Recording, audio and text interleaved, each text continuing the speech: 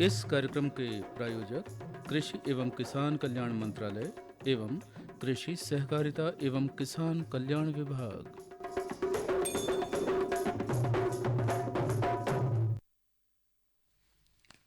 कई मन की शिलाओं को जो जिद से ठेल देती है, नमन उस नव यौवन को जो हल से खेल लेती है। हो महीना जेठ का या पूस का, सब एक जैसे ही हैं। ये बेटियां है किसान की, कठिन श्रम झेल लेती है। इन्हीं पंक्तियों के साथ कार्यक्रम हेलो किसान वाणी में आप सभी श्रोताओं का स्वागत है। आज के इस हेलो किसान वाणी कार्यक्रम का विषय है कृषि क्षेत्र में महिलाओं का योगदान। और हमारे साथ विशेष अतिथि हैं कृषि वैज्ञानिक डॉक्टर सरिता सिंह, कृषि विज्ञान केंद्र चंदनगांव छिंदवाड़ा से। हमारे श्रोता कृषि के क्षेत्र में महिलाओं के योगदान से संबंधित प्रश्न कर सकते हैं। हमारा फ़ोन नंबर है 8989116346। हम अपने श्रोताओं का अपना फ़ोन नंबर फिर से बता दे रहे हैं 8989116346। श्रोता, हम अक्सर देखते हैं कि महिला किसान अपने घर के कामों, परिवारों की जिम्मेदारियों के साथ साथ खेत का काम भी अच्छी तरह से निभाती है। और कई बार तो संसाधनों और शिक्षा तक सीमित पहुंच जैसी बाधाओं के बावजूद महिलाएं खेती में अपनी भागीदारी कम नहीं करती है। श्रोताओ, आज के इस कार्यक्रम में हम जानेंगे कि महिला कृषक की किस प्रकार हम मदद कर सकते हैं, उन्हें खेती करने में किन किन कठिनाइयों का सामना करना पड़ता है। और आप भी हमसे प्रश्न कर सकते हैं कृषि के क्षेत्र में महिलाओं के योगदान विषय पर। और आपके सभी प्रश्नों का जवाब हमारे विशेष अतिथि देंगे, जो है डॉक्टर सरिता सिंह, कृषि विज्ञान केंद्र छिंदवाड़ा से। नमस्कार मैडम, आपका स्वागत है आज के कार्यक्रम में। राम राम मैडम। मैडम, सबसे पहले तो हम ये जानना चाहेंगे कि जो अभी अंतर्राष्ट्रीय महिला किसान वर्ष मना रहे हैं, इसका उद्देश्य क्या है? जैसा कि मैं आपको बताना चाहूँगी, आज का जो हमारा बहुत ही अच्छा विषय है कृषि में महिलाओं की भागीदारी। तो मैं सबसे पहले ये बताना चाहूँगी कि कृषि महिलाओं के बगैर अधूरी है। हम सुबह से शाम तक जो भी गतिविधियाँ करते हैं उसमें महिलाओं का अहम रोल होता है। माँ, बेटी, पत्नी, बहन, हर रूप में आप अद्भुत हैं। बिना कृषि महिलाओं के बगैर कृषि अधूरी है। बिल्कुल मैडम, मैं आपको रोकना चाहूँगी, एक कॉलर हमसे जोड़ रहे हैं। Hello hello. हेलो जी, आप कौन बोल रहे हैं? मैं नीतू यादव बोल रही हूँ, बोहना खैरी से। जी, क्या प्रश्न पूछ रहे हैं आप? हमारा प्रश्न है दीदी कि कृषि सखी का ग्रामीण क्षेत्र में क्या कार्य है? नमस्ते, राम राम दीदी, आपने बहुत अच्छी बात की। राम राम चूँकि दीदी, हमको आज बहुत खुशी हो रही है आपसे बात करके दीदी। जी बड़ी बहुत देर से हम फोन लगा रहे हैं कि हमारा नंबर लग जाए। जी धन्यवाद दीदी, आपने बहुत अच्छा प्रश्न किया। चूँकि आज का जो हमारा समय प्राकृतिक खेती में ही कृषि सखी को प्रशिक्षित किया गया है। चूँकि एक जो कृषि सखी दीदी है वो 125 कृषकों को प्रशिक्षित करती है, जिनका राज्य शासन द्वारा 5,000 रुपये मानदेय प्रति माह दिया जाता है। अच्छा जी, आपने प्रश्न करा, इसके लिए आपका बहुत बहुत धन्यवाद। मैडम, हम आपसे ये चर्चा कर रहे थे अपन कि महिला किसान वर्ष मनाने का उद्देश्य क्या है? जी, जैसा कि हम लोग बताते हैं कि महिला सशक्तिकरण बहुत हुआ है, तो उसी तारतम्य में हमारे संयुक्त राष्ट्र अमेरिका के अंतर्गत अंतर्राष्ट्रीय महिला किसान वर्ष 2026 का उद्देश्य कृषि खाद्य प्रणालियों में महिलाओं की भूमिका और उनके सामने आने वाली चुनौतियों का भूस्वामित्व, वित्तीय एवं सुविधा, तकनीकी बाधाएं तथा सेवाओं और शिक्षा तक सीमित पहुंच शामिल है। साथ ही साथ उनकी जागरूकता को बढ़ाना भी है और उसका उद्देश्य कृषि खाद्य प्रणालियों में महिलाओं को सशक्त बनाना, आदि नीतियों निवेशों को प्रोत्साहित करना और महिला किसानों का समर्थन करने वाली अंतर्राष्ट्रीय पहलों के बीच अधिक तालमेल बढ़ाना ही अंतर्राष्ट्रीय महिला किसान वर्ष मनाने का मुख्य उद्देश्य है। जी, ये तो बहुत अच्छा है। पर भारत में कृषि कार्यबल में महिलाओं की भागीदारी लगभग कितनी है? इस प्रश्न का उत्तर हम आपसे बाद में चाहेंगे। हमारे एक नया कॉलर हमसे जुड़ रहे हैं। Hello hello. नमस्ते मैम। नमस्ते मैं हुस्ना शेख बोल रही हूँ चौरी से। जी, क्या प्रश्न है आपका? मैम मैं ये पूछना चाह रही हूँ कि पशुपालन में महिलाओं का योगदान कितना महत्वपूर्ण है। बहुत अच्छा प्रश्न है किया है दीदी आपने, चूंकि पशुपालन में महिलाओं का ही विशेष योगदान है। हम जब बात करते हैं पशुपालन की, तो जो सुबह से हमारा चाहे गाय दूहने से लेकर शाम को गाय दूहने तक का के बीच की जितनी भी क्रियाकलाप होती हैं, उसमें महिलाएं का ही विशेष रूप होता है। जो सिर्फ हमारा दुग्ध उत्पादन, अगर उसको बेचने का कार्य किया जाता है, वो हमारे यहाँ पुरुष द्वारा किया जाता है। बाकी सुबह से चाहे वो अपनी गौशाला की सफाई हो, चाहे दूध के बर्तनों को साफ करना हो, चाहे उनको अच्छी व्यवस्थित करके रखने का जो भी काम है, वो हमारी कृषि जो दीदी हैं उन्हीं के महिलाओं के द्वारा ही किया जाता है। मैडम, ये जानना चाहेंगे आपसे, जो पशुपालन है, जी। अगर महिलाएं पशु कुछ खरीदना चाह रही है तो क्या सरकार कुछ सब्सिडी महिलाओं को अलग से देती है? जी, बहुत कुछ योजनाएं हमारे पशुपालन विभाग से होती है। जैसे कि अगर हम बात करते हैं मुर्गी पालन की, चाहे आप बकरी पालन की हो, और हमारे जो गाय पालन में भी कुछ है, तो उसमें विशेष योगदान होता है महिलाओं के लिए। जी।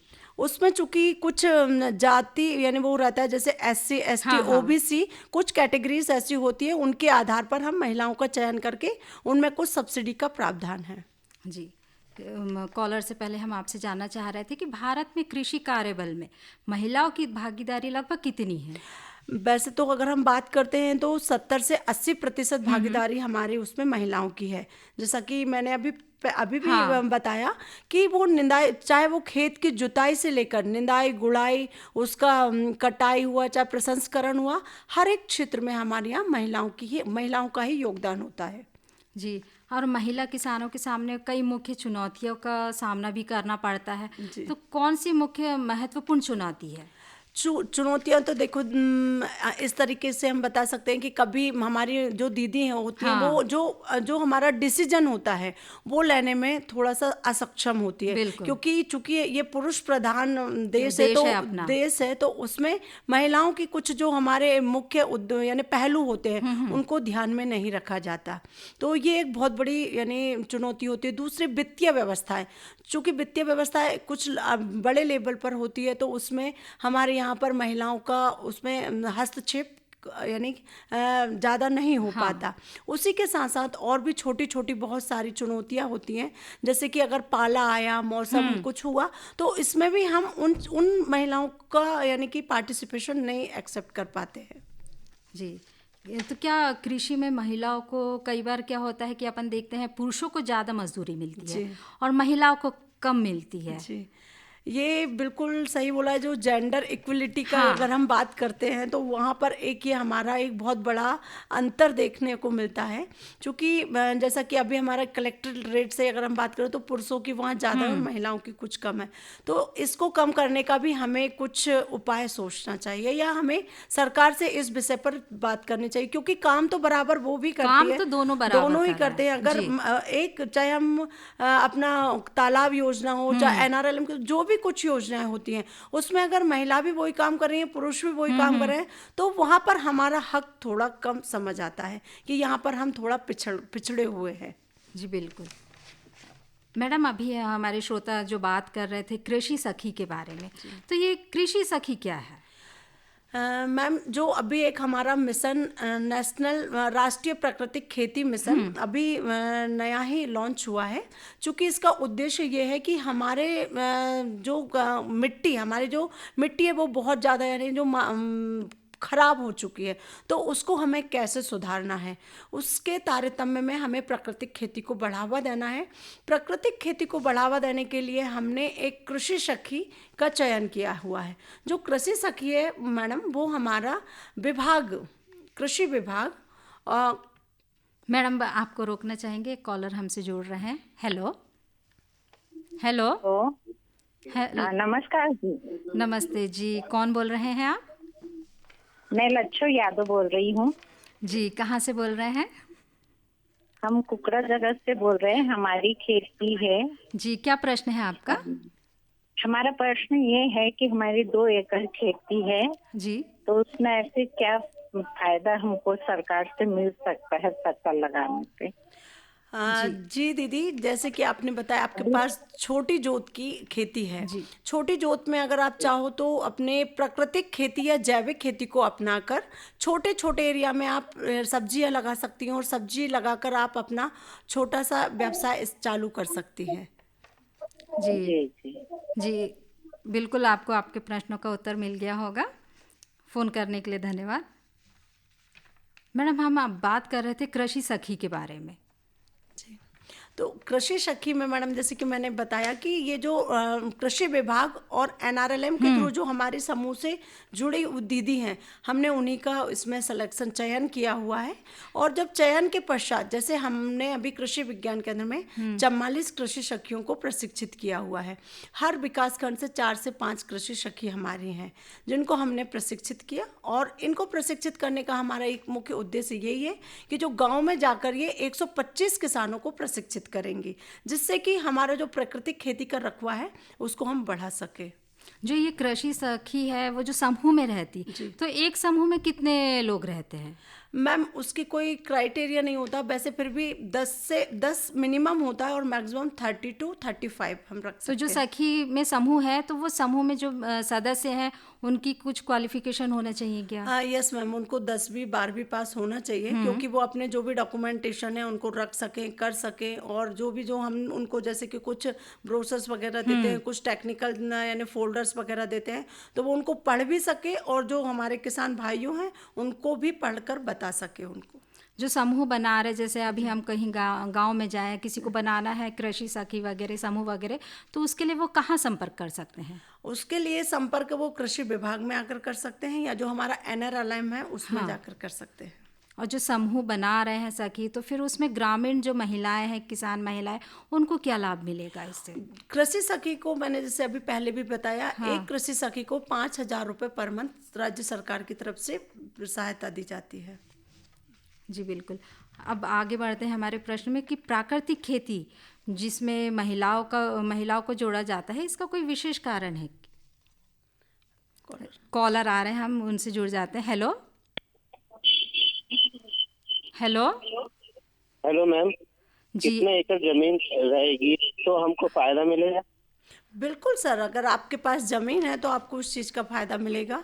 आप अगर प्राकृतिक खेती करना चाहते हैं तो आपके पास गाय है, गाय के रूप में भी आपको कुछ सहायता जो पशुपालन विभाग से सहायता मिल सकती है, जिससे आप आपकी खेती को और अच्छा कर सकते हैं। जी आपका बहुत बहुत धन्यवाद, आपने फ़ोन करे। मैडम, हम बात कर रहे थे प्राकृतिक खेती के बारे में।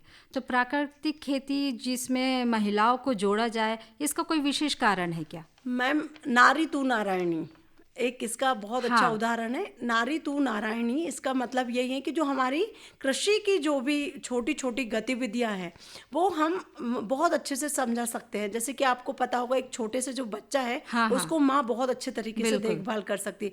वैसे ही हमारी जो कृषि की पद्धतियां हैं उनको हमारे जैसे किसान भाइयों को समझाने के लिए हमने कृषि सखी दीदी का चयन ही इसलिए किया है, क्योंकि जितने अच्छे तरीके से एक महिला समझा सकती है, शायद मेरे ख्याल से हम वो चीज़ किसी और से एक्सपेक्ट नहीं कर सकते हैं। बिल्कुल। और क्योंकि मैम उसमें एक पेशेंस भी होता है। हम अगर उसमें क्योंकि कभी कभी लाभ नहीं मिल पाता है इन सब चीज़ों का, तो कभी अग्रेसिव भी हो जाती है। कुछ लोगों को यही लगता कि नहीं, तुमने हमें गलत जानकारी दी। तो इस चीज़ों को, इन छोटी छोटी चीज़ों को भी ध्यान में रखते हुए हमने महिलाओं का इसमें विशेष योगदान लेना चाहा। मैम, जो अपन कृषि सखी बनाते हैं तो उसमें लगभग कितने समूह बना सकते हैं? चूँकि मैडम ये तो विभाग का मामला रहता है, तो हम लोग जितनी यानी हमारे जैसे कृषि एक गांव में अपन एक ही समूह बना सकते हैं कि नहीं मैम, 2-3 समूह रहते हैं, अलग अलग उसके 2-3 समूह रहते हैं। तो समूह में भी कुछ फर्क होता होगा? मैम वो फिर उसके ऊपर डिपेंड करता है कि आपकी कौन कौन सी वहाँ पर उपयोगिता है। जैसे अभी हम लोग छिंदवाड़ा की ही बात करते हैं, तो हमारे यहाँ एक सृजन संस्था चलती है। तो सृजन संस्था के दौरान हमारे कुछ समूह बने हुए हैं दीदियों के, तो उनसे हम क्या क्या यानी कि चीज़ें, जैसे कि अभी हम बात करते हैं सावरी में एक प्लांट है कॉफी का, तो वहाँ पर पूरा काम हमारी कृषि दीदी लोग ही करती हैं।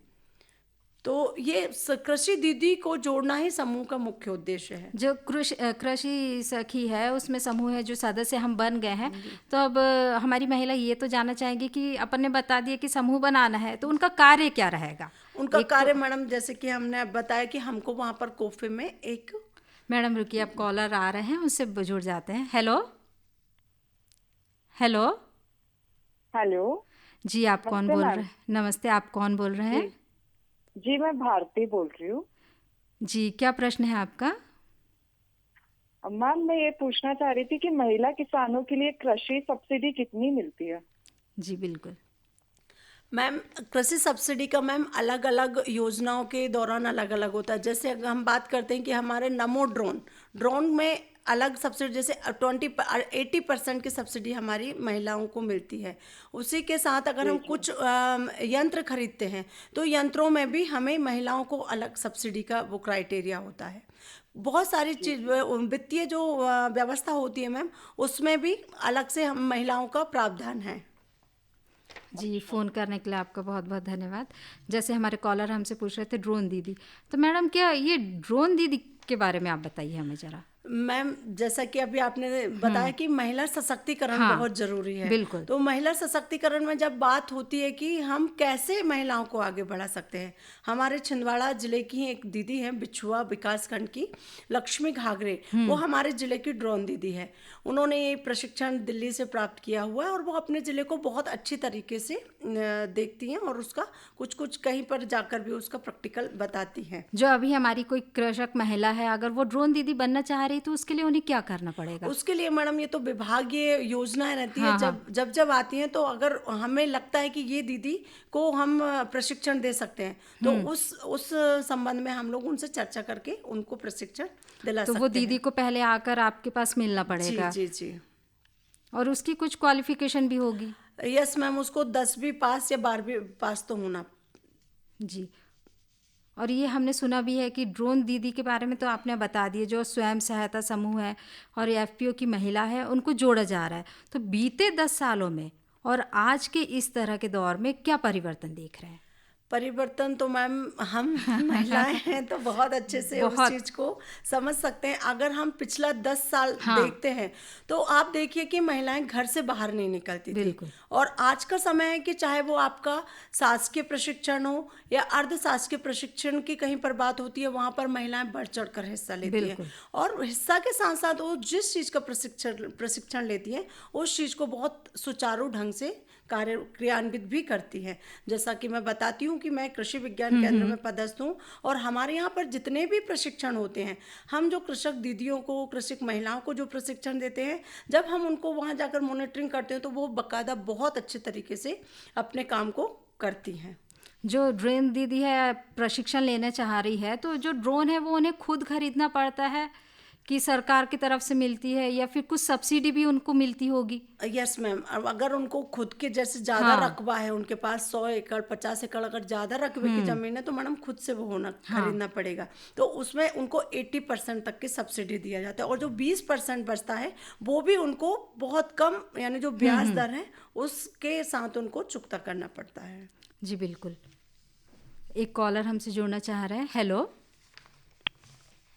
हेलो हेलो जी नमस्ते। मैं सोनम बोल रही हूँ जी। भारत में कृषि महिलाओं के लिए सबसे बड़ी योजना कौन सी है?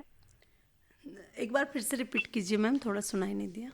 भारत में कृषि महिलाओं के लिए सबसे बड़ी योजना कौन सी है? मैम, अभी जैसा कि मैं बता रही हूँ, हमारे यहाँ पर जो MKSP महिला किसान सशक्तिकरण परियोजना है, वो बहुत ही ज़्यादा महिलाएं इसका उपयोग कर रही हैं।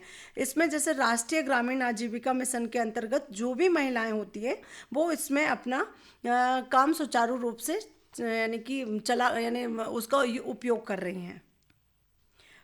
महिला किसान सशक्तिकरण परियोजना ये हमारे राज्य स्तरीय योजना है जिससे कि महिलाएं इसका अच्छी तरीके से उपयोग कर रही हैं। जी, हमारे श्रोताओं को उनके प्रश्न का जवाब मिल गया होगा, उसके लिए बहुत बहुत धन्यवाद।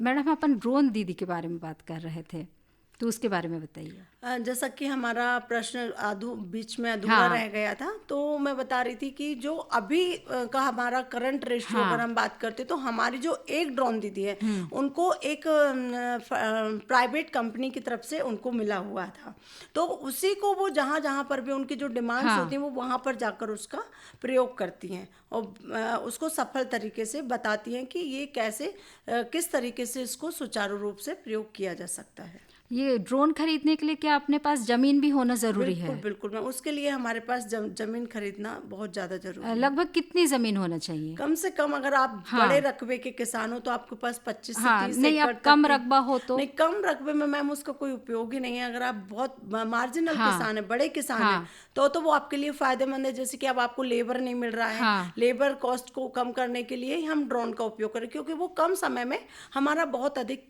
काम कर सकता है मैम। बिल्कुल। छोटी जोत के किसानों के लिए तो मैडम हमारे पास जो स्प्रेयर पंप हाँ। होते हैं उनकी सहायता से हम अपना काम सुचारू तरीके से कर सकते हैं। और जो आजकल हम देख रहे हैं कि जो सरकारी योजनाएं भी बहुत चल रही हैं, तो उससे कृषि महिला जुड़ना चाहती हैं तो किस तरह से जुड़ सकती हैं?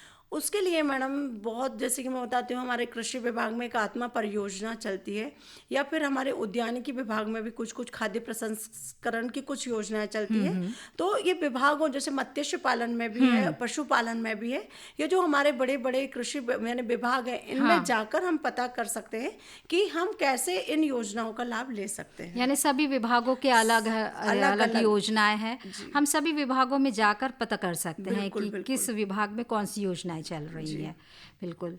और जब भी हम कृषि करते हैं तो बिना यंत्रों को तो कर ही नहीं सकते हैं, तो क्या महिलाओं के लिए इन यंत्रों को खरीदने के लिए कोई विशेष छूट मिल रही है?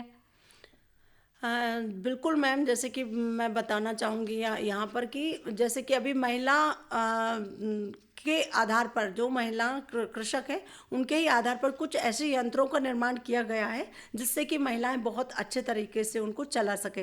जैसे हम मिनी ट्रैक्टर हुआ, मिनी है ना, जो ट्रैक्टर हुआ, या कुछ छोटे छोटे ऐसे यंत्र होते हैं हाँ। जिसमें बिना हरसमन यानी बिना हमको नुकसान पहुंचाए भी हम बहुत सारे कार्य कर सकते हैं।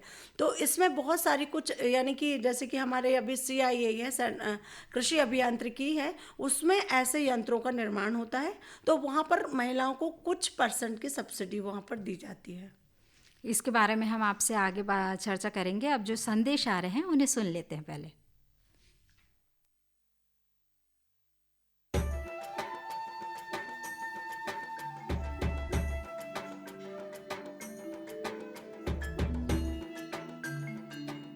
ये जो हरे भरे पेड़ और उन पर लगे गुच्छेदार फल दिखाई दे रहे हैं, ये वास्तव में हमारे किसान भाइयों के आर्थिक और सामाजिक जीवन में सुख समृद्धि के रंग भरने की क्षमता रखते हैं। ऑयल पाम की खेती से किसान सामान्य फसलों की तुलना में कम लागत एवं मेहनत से अधिक आय प्राप्त कर सकते हैं। इसके माध्यम से किसान खाद्य तेलों का उत्पादन बढ़ाकर देश के विकास में अपनी भागीदारी सुनिश्चित कर सकते हैं। लेकिन ये सब कैसे संभव है, आज इसी के बारे में बताएंगे अपने किसानों को। ऑयल पाम एक बहुमुखी तेल है जिसके कई अलग अलग गुण और कार्य हैं जो इसे बेहद उपयोगी और व्यापक रूप से इस्तेमाल किया जाने वाला बनाते हैं। ऑयल पाम के फल से सबसे अधिक तेल प्राप्त होता है। प्रति हेक्टेयर 20 से 25 टन फलों की उपज देने वाले इसके पेड़ परिपक्व होने के बाद लगभग 30 साल तक फल देते रहते हैं। यही नहीं, इन पेड़ों के बीच अंतर्वर्ती फसलें उगाकर किसान दोहरी आय भी प्राप्त कर सकते हैं। इसके अतिरिक्त सरकार की ओर से भी इसकी खेती के लिए काफी सहायता उपलब्ध करवाई जाती है। भारत सरकार की ओर से 2021-22 में खाद्य तेलों पर राष्ट्रीय खाद्य तेल मिशन, तेल palm national mission on edible oils, oil palm NMEO-OP की शुरुआत की गई। इसके अंतर्गत किसानों को ऑयल पाम की पौध सामग्री, अंतर्वर्ती खेती एवं रखरखाव, ड्रिप सिंचाई, डीजल, बिजली, सोलर पंप सेट, बोरवेल, फल कटाई उपकरणों एवं पुराने पौधों की पुनः रोपाई के लिए सब्सिडी प्रदान की जाती है। इस मिशन के अंतर्गत किसानों को 1 से 5 लाख तक की राशि प्रति हेक्टेयर की वित्तीय सहायता उपलब्ध कराई जाती है। सरकार द्वारा ऑयल पाम के पौध सामग्री के लिए 20 से 29,000 रुपये प्रति हेक्टेयर की सहायता मिलती है। इसके अलावा भी सरकार पहले 4 साल तक 42,000 रुपये प्रति हेक्टेयर की सहायता अंतर्वर्ती फसल एवं रखरखाव के लिए भी मुहैया कराती है। इस मिशन के अंतर्गत ड्रिप सिंचाई के लिए 30,000 रुपये प्रति हेक्टेयर की सहायता अतिरिक्त दिया जाता है। साथ ही किसानों के लिए फसल कटाई मशीन और ट्रैक्टर ट्रॉली की खरीद के लिए भी सहायता का प्रावधान है। कुछ किसानों के मन में ये शंका है कि ऑयल पाम के पेड़ों की सिंचाई के लिए अधिक मात्रा में पानी की आवश्यकता होती है। ये पर्यावरण के लिए ठीक नहीं है। कुछ ये भी कहते हैं कि ये धरती के उपजाऊपन के लिए भी हानिकारक हैं। किंतु जिन किसानों को ऑयल पाम की खेती से आज लाखों रुपए की वार्षिक आय प्राप्त हो रही है, उनका कहना है कि ये सारे संचय निराधार हैं। ऑयल पाम का खेती में धान और गन्ने से कम पानी लगता है। इसमें गवर्नमेंट का तरफ से ड्रिप सिंचाई के लिए पैसा भी दिया जाता है। मैंने 2015-16 से ऑयल पाम की खेती की है और इससे पर्यावरण को कुछ नुकसान है ही नहीं।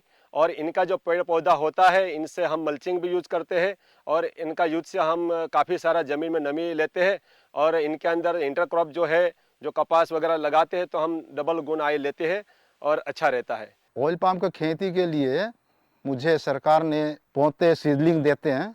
वो जब बड़ा हो जाता है, जो फल जो देता है, हर महीने सरकार उसी फल खरीदने के लिए एक रेट बना के देते हैं। वही रेट पे कंपनी खरीद लेते हैं। मैं काट के इकट्ठा कर देता हूँ, कंपनी उठा के लिए जाते हैं। ऑयल पाम के लिए सरकार उत्पादों की तत्काल खरीद करती है। साथ ही सरकार एक वायबिलिटी मूल्य भी घोषित करती है, ताकि यदि भाव अचानक गिर जाए तो उस अंतर का भुगतान सरकार किसानों को करती है। सच तो ये है कि ऑयल पाम की खेती हमारे किसानों को और अधिक समृद्ध और ग्रामीण अर्थव्यवस्था को और अधिक सशक्त बना रही है। आप भी इसकी खेती और सरकारी सहायता का लाभ उठाएं और अपनी आर्थिक स्थिति को बेहतर बनाएं।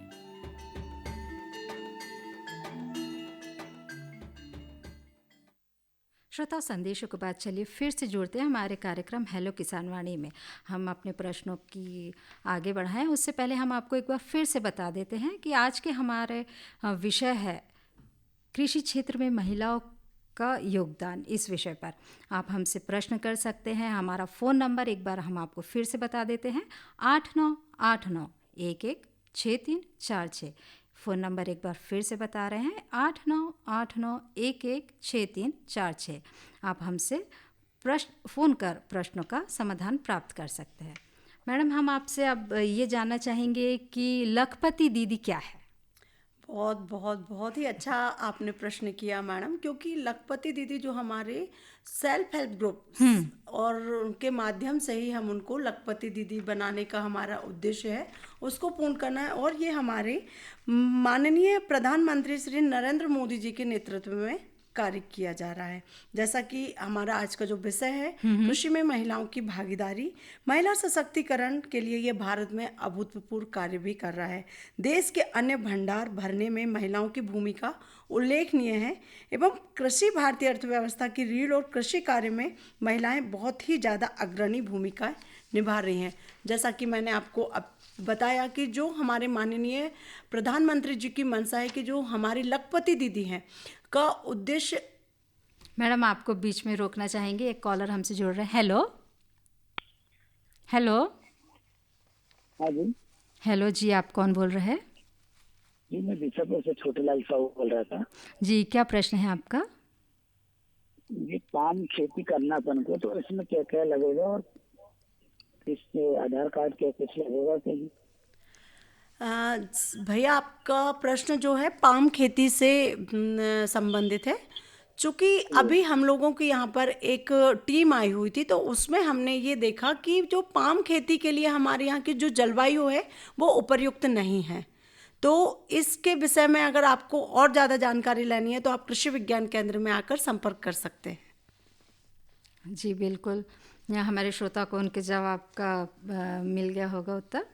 अब अपन बात कर रहे थे लखपति दीदी के बारे में। लखपति दीदी का हमारा जो टारगेट है, हमारे माननीय प्रधानमंत्री जी ने 10 लाख दीदियों को इसमें जोड़ने का जो लक्ष्य है, उसमें से 3 करोड़ दीदी हो गई हैं। मैं आपको फिर से रोकना चाहूँगी, एक कॉलर हमसे जुड़ रहा है। हेलो। हेलो। जी राम राम दीदी। जी राम राम। आप कौन बोल रहे हैं? मैं विजय शर्मा बात कर रहा हूँ, ग्राम गुरैया तहसील चौरी से। जी, क्या प्रश्न है आपका? पहले तो जो कृषि वैज्ञानिक हैं सरिता जी को हमारी राम राम। राम राम भैया, राम राम। मैडम ये जानना था, एक्चुअली कृषि क्षेत्र में महिलाओं का योगदान ग्रामीण क्षेत्रों में तो होता ही होता है, यदि शहरी क्षेत्रों में हम बात करें तो वो कैसे अपनी सहभागिता दे सकते हैं, कैसे अपना योगदान दे सकती हैं वो? जी, जैसे कि मैं बता रही हूँ कि हमारे ग्रामीण परिवेश में हम सेल्फ हेल्प ग्रुप या स्वयं सहायता समूह के माध्यम से महिलाओं को आगे बढ़ाने का कार्य करता है। ठीक उसी प्रकार हमारे जो शहरी क्षेत्र हैं उसमें भी हमारे कुछ ग्रुप यानी महिलाओं के ग्रुप चलते हैं। तो उसके माध्यम से जो उद्यमी हैं, कुछ अपना व्यवसाय करना चाहते हैं या कुछ और क्षेत्र में भी आगे बढ़ना चाहती हैं, तो उसके लिए भी हमारी राज्य सरकार की कुछ योजनाएं हैं जिससे वो अपनी पहल करके अपने व्यवसाय को आगे बढ़ा सकती है। जी विजय जी, आपने फ़ोन करे इसके लिए आपका बहुत बहुत धन्यवाद। जी मैडम, हम लखपति दीदी के बारे में पूरी जानकारी चाह रहे हैं अभी। जैसे कि मैंने अभी बताया, हमारा प्रधानमंत्री जी का जो सपना है कि हमें 10 करोड़ लखपति दीदी बनाना है, जिससे कि अभी तक का अगर हम देखते हैं तो 3 करोड़ दीदी हमारी हो गई हैं। और अभी इस जो फाइनेंशियल ईयर है जो हमारा है उसमें 6 करोड़ होने का लक्ष्य हम लोगों को दिया गया है, जो कि बहुत जल्दी हम लोग चाहते हैं कि ये भी पूरा हो जाए। चूँकि इसको करने का एक यही मुख्य उद्देश्य है कि जो हमारी दीदी हैं उनको बहुत अच्छे तरीके से इसमें प्रशिक्षित किया जाए, चाहे वो उससे ग्रामीण क्षेत्र से रिलेटेड जो भी उनकी गतिविधियां हैं उसमें उनकी सहभागिता बहुत ज़रूरी है। चाहे वो अपना छोटा घरेलू उत्पादन से भी स्टार्ट करती है, अचार पापड़ मुरब्बा बनाकर, महिला जो भी है उनका छोटी छोटी जो भी अपनी गतिविधियां उससे वो अपना काम शुरुआत कर सकती हैं। जैसा कि हमारे जो आपने बोला लखपति दीदी, तो बिना लखपति हमारे मोदी जी का ही सपना है कि लखपति अब उनको कैसे बनना है वो उनके ऊपर है। तो बिल्कुल, अब हमारे एक नए कॉलर हमसे जुड़ रहे हैं। हेलो हेलो हेलो जी, कुनेजर से राजू सोनी बात कर रहा हूँ जी। जी, क्या प्रश्न है आपका?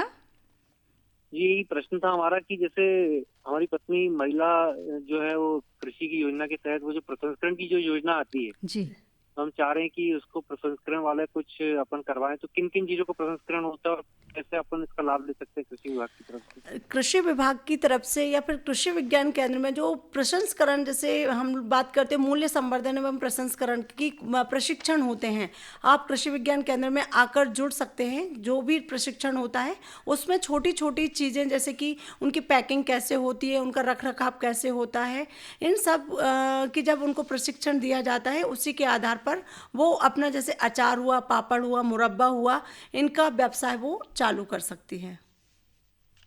जी बिल्कुल, हमारे श्रोताओं को इनका प्रश्नों का उत्तर मिल गया होगा। साथ ही मैं ये भी बताना चाहूँगी कि जैसे कि कुछ वैल्यू एडिशंस होते हैं, जैसे मिलेट्स के कुछ हमारे मिलेट्स की कुछ चीज़ें होती है, जैसे बिस्किट हुआ, उसके बहुत जो कि हमारे बोलना चाहिए कि मानव उपयोगी चीज़ें होती है, जिसको कि हम बहुत अच्छे तरीके से संग्रहित करके भी हम अपने व्यवसाय को कर सकते हैं। बिल्कुल मैडम, हम आपसे लखपति दीदी के बारे में जो जानकारी हमारी अधूरी रह गई थी उसे पूर्ण कर दीजिए।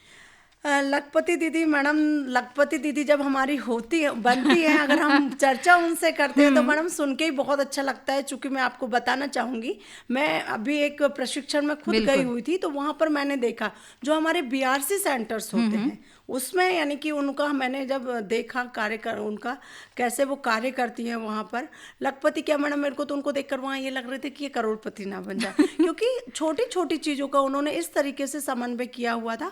वहाँ पर उन्होंने बहुत सारे अपने मल्टी टाइप के यानी कि प्रोडक्टों को रखा हुआ था, या खेती से लेकर वहाँ उन्होंने मछली पालन भी किया, बागवानी भी किया, उन्होंने अपना मिलेट्स के भी कुछ चीज़ों का किया, कुछ उन्होंने घरेलू उत्पादों का भी किया, उन्होंने मूल्य संवर्धन की भी कुछ ऐसी चीज़ें किया। तो उसके आधार पर उन्होंने अपना बहुत मार्केट यानी उन्होंने वहीं पर अपना डेवलप किया हुआ था। बिल्कुल मैडम, अब हम ये जानना चाहेंगे कि जो अभी हम कोई भी कार्य करते हैं तो उसमें हर क्षेत्र में नारी का सम्मान होता है, तो कृषि के क्षेत्र में भी हमारी महिलाओं कृषक है उन्हें सम्मान मिलता है सरकार की तरफ से क्या? बहुत अच्छा प्रश्न किया मैडम, क्योंकि सम्मान के सभी हकदार होते बिल्कुल। हैं। जैसा कि आपने किया कि उनको क्या सम्मान मिलता है, हम अपने ज़िले की ही बात करते हैं तो परासिया विकास खंड की सुषमा शर्मा दीदी हैं जो कि विदेश जाकर उन्होंने हमारे खेती को समझा, देखा, परखा और वो यहाँ पर बहुत अच्छे तरीके से काम कर रही हैं। इसी के आधार पर उनको कृषि विभाग से जिला स्तरीय, चाहे वो ICR से हो, कृषि विज्ञान केंद्र की तरफ से बहुत सारे ऐसे सम्मानीय पत्र भी मिले, सम्मानित भी हुई हैं और उनको बहुत सारे ऐसे हमारे ओर से सर्टिफिकेट भी दिए गए हैं।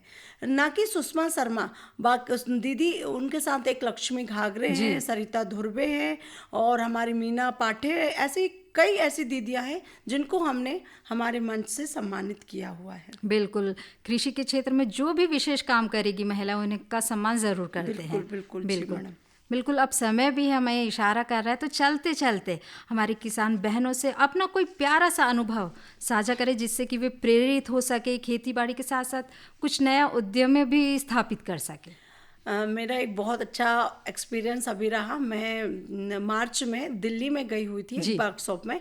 वहाँ पर मैंने कुछ ऐसी कृषि महिलाओं को देखा जो पहले उनके पास कुछ भी ऐसा व्यवसाय नहीं था, कुछ भी ऐसी सोच नहीं थी कि हम कैसे इतना अच्छा काम कर सकते हैं। चूँकि मैं वहाँ पशुपालन वाली दीदी से भी मिली, मिलेट्स वाली दीदी से भी मिली, सेल्फ हेल्प ग्रुप की दीदियों से भी मिली और विभिन्न राज्यों की दीदियों से मिली। वहाँ जब मैंने उनको देखा कि उनको इतना अच्छा मंच मिला, इतना बड़ा लेवल का, यानी वो जब हमारे केंद्रीय कृषि मंत्री शिवराज सिंह चौहान जी से, राष्ट्रपति जी से जब उन्होंने बात किया तो उनको देखकर लगता है कि जब ये महिलाएं कर सकती तो और कोई महिला क्यों नहीं कर सकती। तो मैं बताना चाहूँगी कि जो एक दीदी थी, उन्होंने साइकिल से अपना बिजनेस सबसे पहले तो उन्होंने घर से किया, घर से फिर अपनी साइकिल से किया। आज वो इतना ज़्यादा आगे बढ़ गई हैं कि उनकी जो भी सेलिंग होती है वो सीधा विदेश होती है। और हमारे मध्य प्रदेश की एक दीदी है जिन्होंने 150 बीजों को संग्रहित किया हुआ है मिलेट्स के। जब उन्होंने संग्रहित किया, जब उनको देखा तो उनको आज किसी नाम और उसकी ज़रूरत नहीं है, सिर्फ वो लहरी बाई के नाम से जानी जाती है। जब एक इतने इंटीरियर क्षेत्र की जब महिला जान को हम इतना पहचान दिला सकते हैं, वो सकते, तो फिर कोई जो बहुत अच्छी पढ़ी लिखी महिला हो या गांव की बहुत विकसित महिला हो तो वो कैसे अपने आप को पीछे कर सकती है। तो यहाँ रेडियो के माध्यम से मैं सभी कृषक दीदियों से आह्वान करती हूँ, अगर वो कुछ भी करना चाहें तो उनके लिए पूरा जहां खाली है। बिल्कुल, बस खेती में कड़ी मेहनत की ज़रूरत होती है। बस मन लगाकर मेहनत करे तो नाम जरूर रोशन होता है। मैडम, अब समय भी हो चला है तो हम तो यही कहेंगे, आपने अपना बहुमूल्य समय निकालकर हमारे स्टूडियो में आए और हमारे श्रोताओं को इतनी अच्छी जानकारी दी कृषि क्षेत्र में महिलाओं के योगदान पर और उनकी जिज्ञासाओं का समाधान भी किया। इसके लिए आपका बहुत बहुत धन्यवाद। और श्रोता, हमारे ग्रामीण क्षेत्र में की हर उस महिला पर हमें गर्व है जो ममता के साथ साथ अद्भुत क्षमता की भी मूर्त है। आपसे कि हम हैं और आपके अमूल्य योगदान से ही हमारे देश की खेत लहला उठे। इसी उत्साह के साथ हम आशा करते हैं कि हमारे किसान बहनें तरक्की करें और साथ ही साथ हमारे देश के आर्थिक विकास को भी बल मिले। हमारे आज के इस कार्यक्रम के संयोजक थे दीपांकर तिवारी, अमूल शेंडे और साथ ही तकनीकी सहयोग रहा राधेश्याम पवार और BR करवेकर जी का, और विशेष अतिथि थे वैज्ञानिक डॉक्टर सरिता सी जी। प्रस्तुति रही कीर्ति छछाने और प्रस्तुति सहयोग रहा पीयूष जैन का और अनिल सनोडिया का। श्रोता, अगले अंक में फिर होगी आपसे मुलाकात कुछ अन्य कृषि संबंधित जानकारी के साथ। तब तक के लिए हमें अनुमति दीजिए। राम राम, जय जवान, जय किसान। जय किसान।